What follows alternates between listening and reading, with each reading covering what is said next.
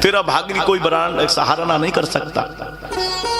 अरे संसार जिसके सारे पर नाचता है, मैं यशोदा के आंगन में परम ब्रह्म आज नृत्य करता है, मैं यशोदा की उंगली पकड़ करके नाच रहा है। देखो सज्जनों, आप लोग ध्यान देना, यशोदा कौन है? ध्यान देना, यशम ददाती इति यशोदा, कृष्ण चरित्र में जो यश प्रदान करे वो यशोदा है। एक और बात है, देखो यहां राधा रानी की माता का नाम क्या है? कीर्ति। क्या नाम है? कीर्ति। और कन्हैया की माता का नाम क्या है? यशोदा। यदि विज्ञान से इसका हम, व्याकरण से इसका हम अर्थ करें तो कन्हैया और राधा रानी की माताओं के नाम का अर्थ एक ही होता है, क्योंकि यशोदा कौन है?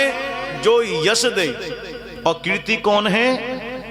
जो कीर्ति दे। कीर्तिम ददाति तिम कीर्तिदा, जो कीर्ति दे वो कीर्तिदा है, और जो यश दे वो यशोदा है। और यश माने कीर्ति और कीर्ति माने यश होता है, इसलिए दोनों की माताओं का जो अर्थ है वो एक ही है नाम का। यदि लाला की लीलाओं को यशोदा माँ जो है लालाओं की लीलाओं में अपने नाम का अपना यश प्रदान ना करें तो बताओ लाला को कौन जान सकता? आज मैया जब लाला को नृत्य करा रही थी ना, तो 2-2.5 वर्ष के कृष्ण भाई होंगे तो दोनों झुनक पायल बजी। अब ये ब्रज में जो गोपियां हैं, आज एक गोपी ने गोविंद को देख लिया, उस गोपी का नाम है श्रुति रूपा।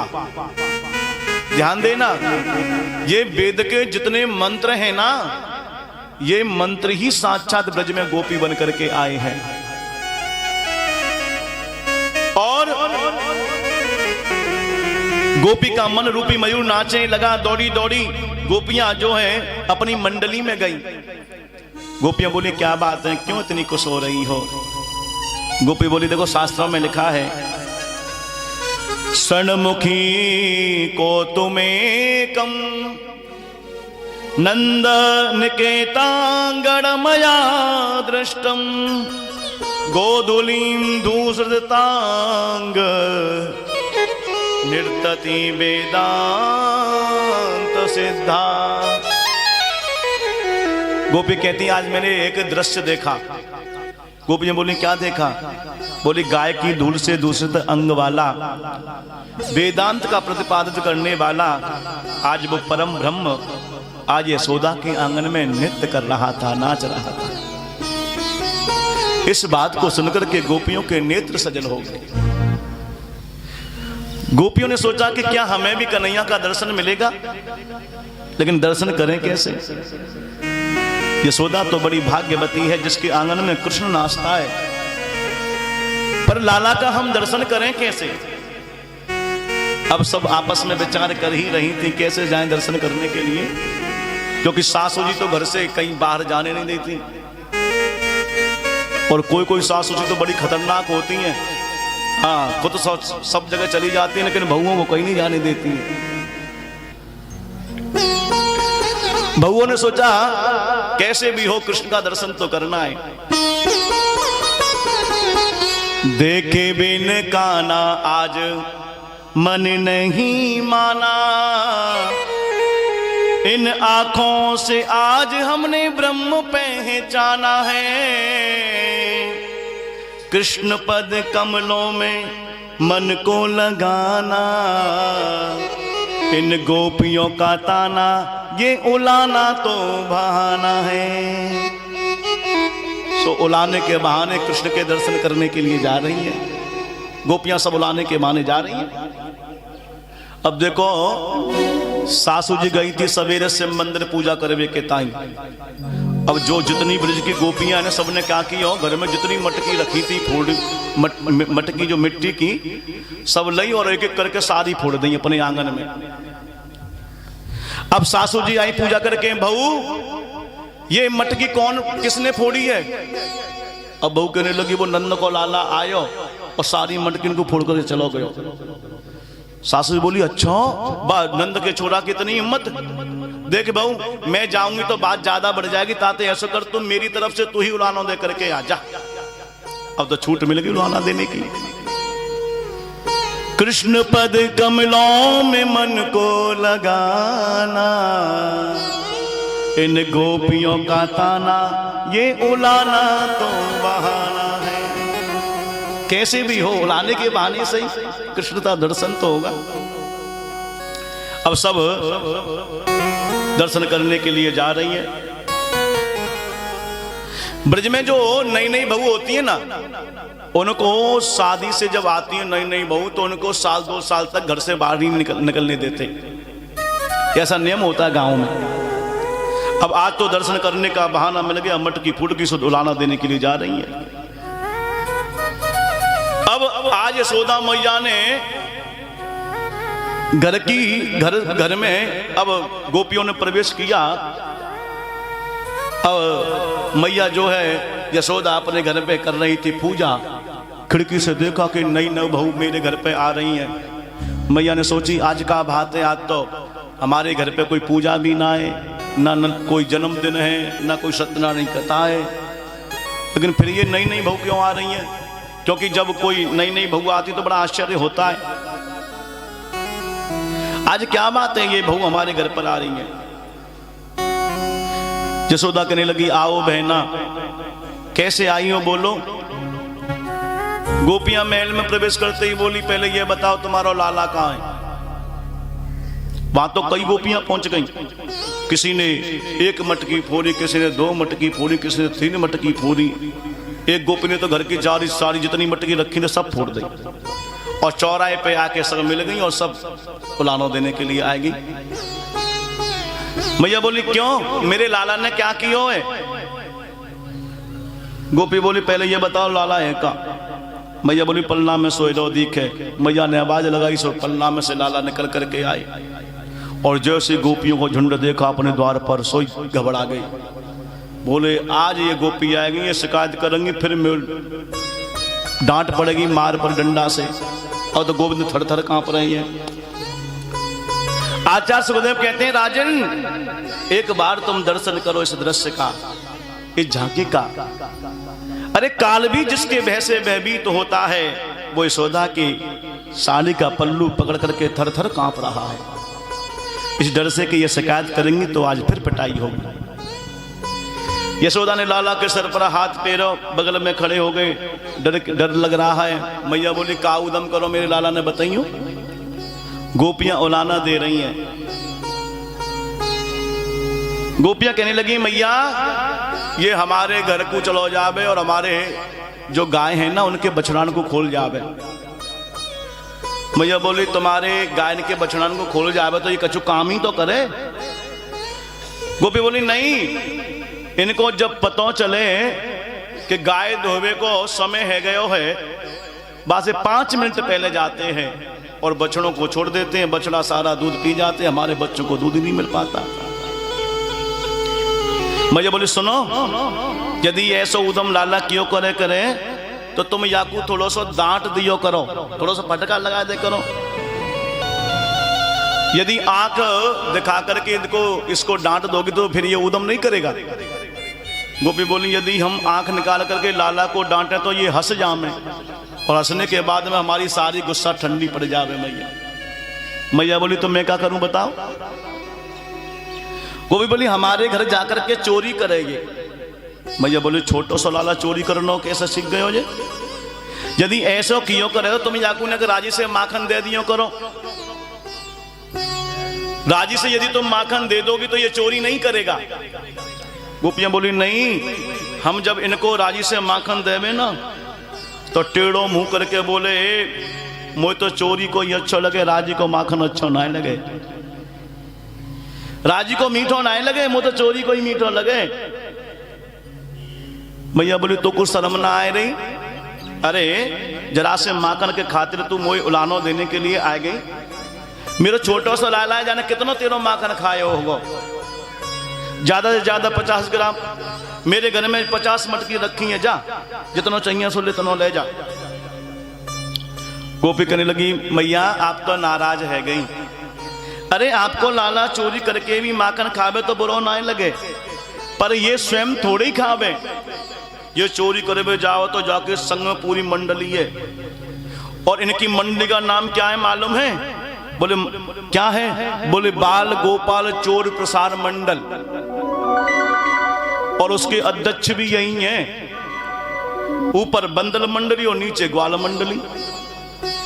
बंदर इनको माखन लुटावे और माखन खाके मटकी को सुरक्षित छोड़े। बोले नहीं, उसको भी पटक करके और मूछन बताओ दे करके जावे। देख नंद के लाला जा रहे हैं, काऊ की हिम्मत हो तो पकड़ के दिखाए दे।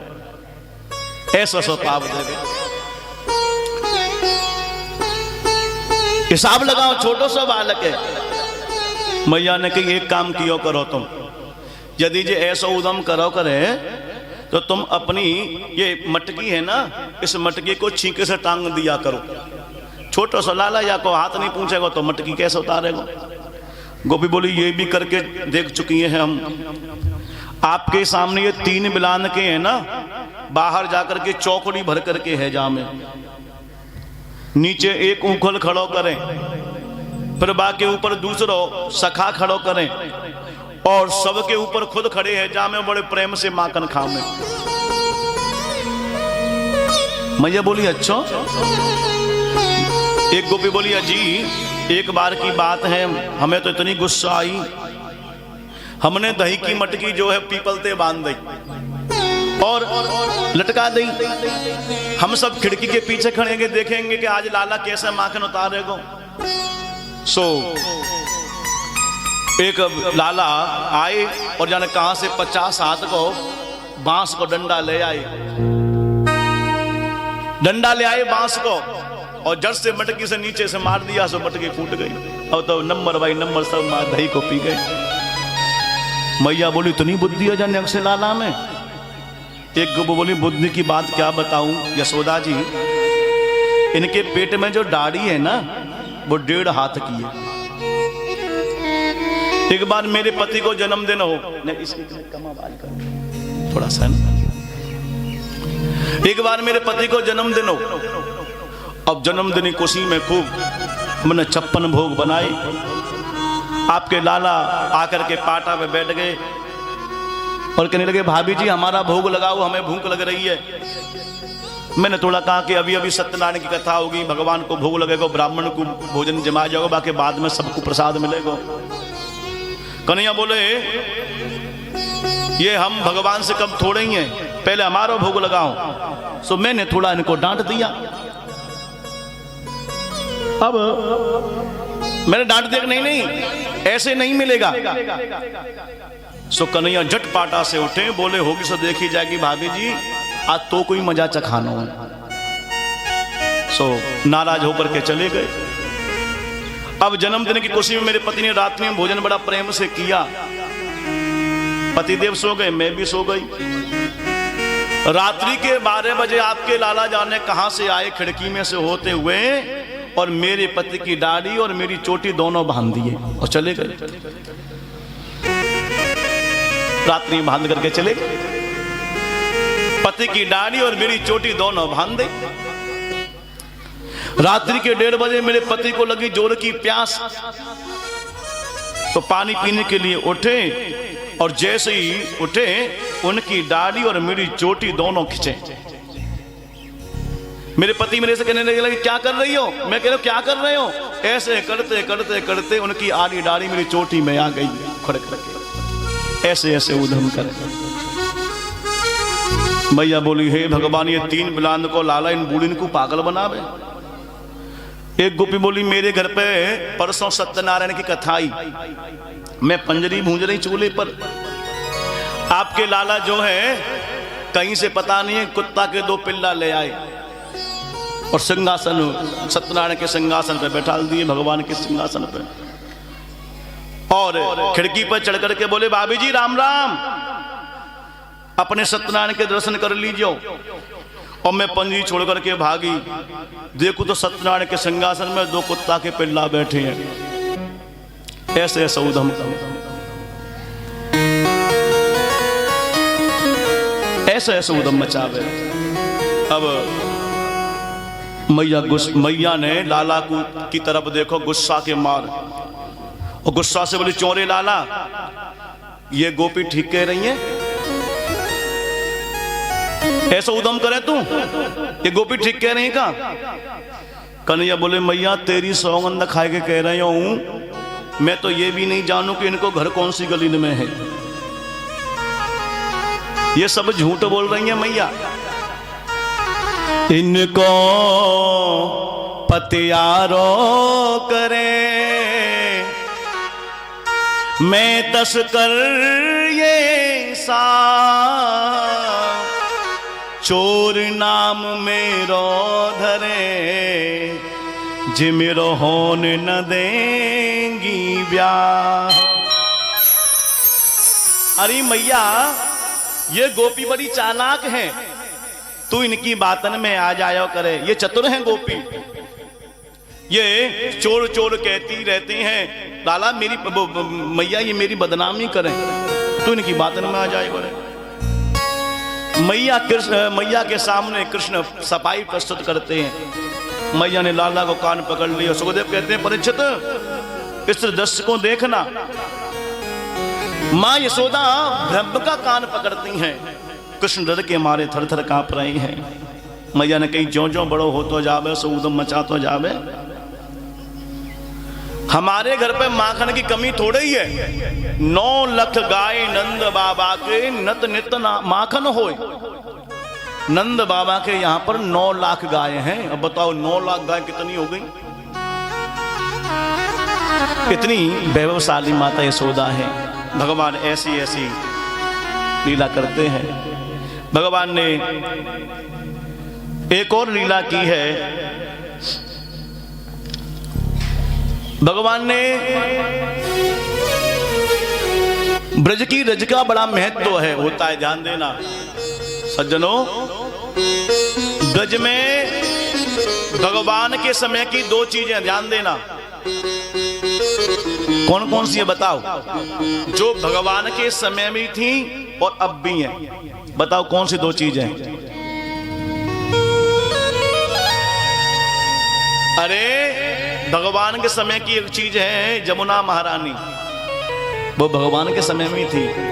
और दूसरी है रजरानी, जो ब्रज की रज है वो भगवान के समय की है।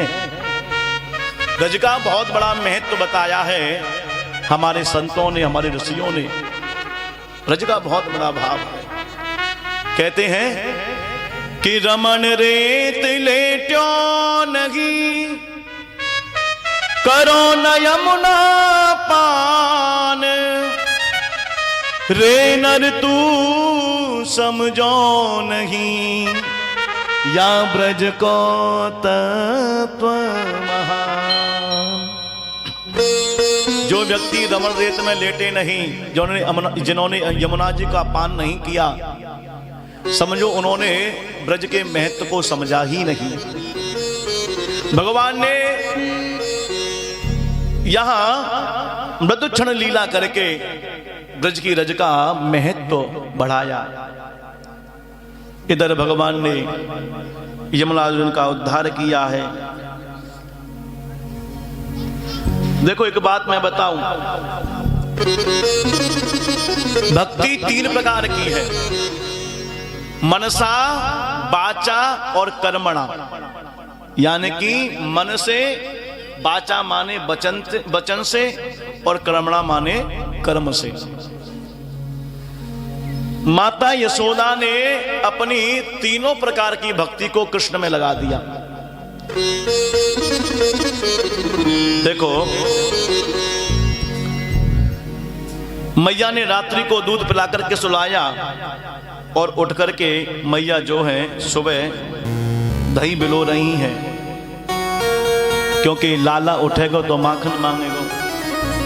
मनसा, वाचा, कर्मणा 3 प्रकार की भक्ति होती है, ध्यान देना। यशोदा जब दही बिलो रही है तो मन में सोच रही है भगवान की लीला, लाला उठेगा तो माखन मांगेगा। और वाणी से कृष्ण के गुणानुवाद गा रही हैं। और हाथ से लाला की सेवा के लिए दही निकाल रही हैं। तो मनसा वाचा कर्मणा ये तीनों की भक्ति को मां यशोदा ने कृष्ण में लगा दिया। लाला ने देखा बहुत देर से सोयो है, दही बिलो रही हैं। आज लाला उठ करके आए। रात्रि में सोते समय मैया कृष्ण की आंखों में काजल लगाती थी। अब आज लाला जैसे ही उठे सवेरे सवेरे सो अपने हाथों से ऐसे माखन अपनी आंखें मली, सब काजल लग रहा, सब पूरी आंखें पे फैल गए। अब तो कारी कारी आंखें गोल गोल जगन्नाथ जैसी है ना, जगन्नाथ चकानयन गाते हैं ना, तो काली काली आंखें हो गई, बिल्कुल मोटी मोटी गोल गोल आंखें। अब धीरे धीरे मैया के पास में आई। मैया दही बिलो रही है। मैया जैसी पास में आई कन्हैया, मैया ने कही ओहो आ गए। कन्हैया ने कही मैया बड़ी जोर से भूख लग रही है, माखन दे दे। मैया कहने लगी पहले मुंह धोई ले, ज्यादा भूख लगी है तो रात्रि को माखन मटकी में रखे हो है, बाय खाए ले। अब तो कन्हैया कहने लगे ना, मैं तो ताजो माखन लूंगो और या ही मटकी से लूंगो, ता में से आप दही निकाल रही हो, दही बिलो रही हो। अब तो मचल गए। मैया बोली लाला तू मोकू तंग करे ना, तू मोकू अच्छो ना लगे करे, तू मोकू तंग करता है, अभी निकलो ही ना है तो मैं माखन दूंगी कहां से। कन्हैया बोले ना, मैं तो ताजी ही माखन लेंगे और अब ही लेंगे। मैया ने सोचा भूख भूख तो या लगी ना है, बस बच्चों को तो होता है, थोड़ा सा कोई बात आ जाए तो अपनी बात मनवा करके मानते हैं। मैया ने लाला गोदी में ले ली और बोली देखियो ये ऊपर कहा है। कन्हैया ने देखा है, देख चंदा मामा। अब तो चंदा मामा देखो सब माखन फाकन सब भूल गए, अब तो चंदा मामा लेंगे, चंदा मामा लेंगे। मैया कहने लगी अब जा चंदा मामा कहां से लेकर के आयूं, कहां से लेकर के आऊं चंदा मामा इसके लिए। सब बड़ी सी परात ली, बा में पानी भर दियो और जैसी चंदा मामा के नीचे लगी चंदा मामा की परसाई, देख आएगा चंदा, और एक थप्पड़ जैसी मारो पानी में चंदा पंदा सब गायब। कन्हैया बोले ये चंदा मामा थोड़ी लेंगे, हम तो भाई चंदा मामा लेंगे जो ऊपर है। अब तो कन्हैया रोदन कर रहे हैं और मैया समझा रही है, अपने मोहन को समझा, अपने मोहन को समझाए रही माँ, समझाए रही माँ, नहीं माने कन्हैया मनाए रही माँ, मनाए रही माँ। अपने मोहन को, अपने मोहन को, अपने मोहन को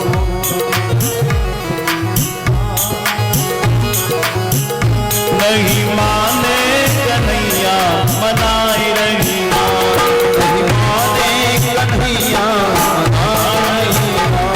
अपने लाला को चंदा दिखाए रही माँ, दिखाए रही माँ, नहीं माने कन्हैया मनाए रही माँ, नहीं माने कन्हैया मनाए रही माँ।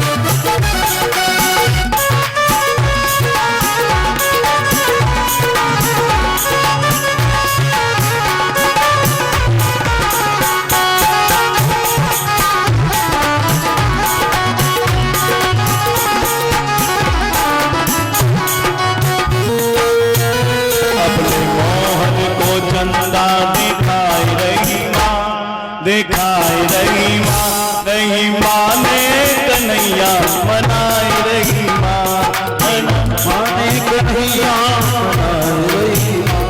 अपने मोहन को चंदा दिखाए रही माँ, दिखाए रही माँ, नहीं माने कन्हैया मनाए रही माँ, नहीं माने कन्हैया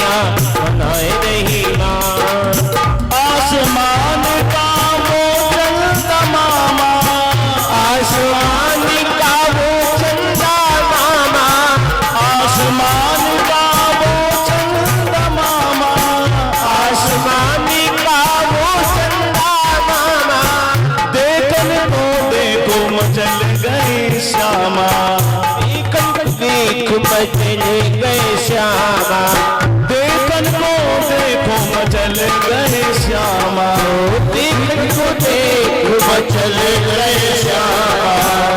मोहन अपने को, अपने मोहन को मैया बहलाए रही माँ, बहलाए रही माँ, नहीं माने कन्हैया मनाए रही माँ। मोहन को बहला बहलाए रही माँ, फुसलाए रही माँ, नहीं माने कन्हैया मनाए रही माँ। मोहन को चंदा दिखाए रही माँ, दिखाए रही माँ, नहीं माने कन्हैया मनाए रही माँ।